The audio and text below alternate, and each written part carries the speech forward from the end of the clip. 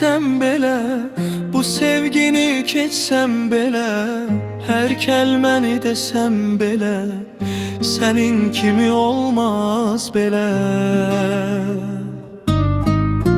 Könül aşık oldu sənə, sən də könlünü ver mənə. Sevgini Allah bəxş etdi, ürəyini bağla mənə.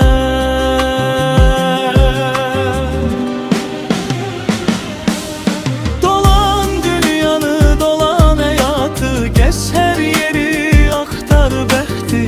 Bu sevgidən doğan ümid bizim olsun əbədi sevgimiz. Dolan dünyanı, dolan həyatı, gəz hər yeri, axtar bəxti. Bu sevgidən doğan ümid bizim olsun əbədi sevgimiz.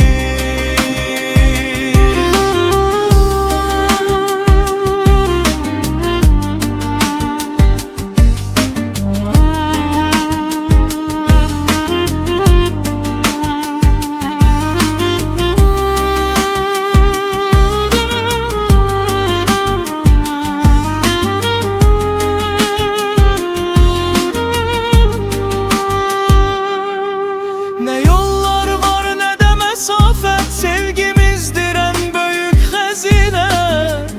El ele veren ayrılmayak, bu sevdaya yaşayak birlikte.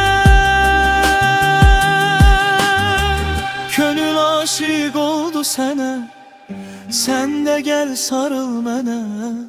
Sevgimizi yazaq göylere, hiç ayrılmayak bir daha. Yüreğimde tek sen varsan, her nefeste benimlesən. Allah yazıp bu sevgini, sen benimsən, mən də sənin.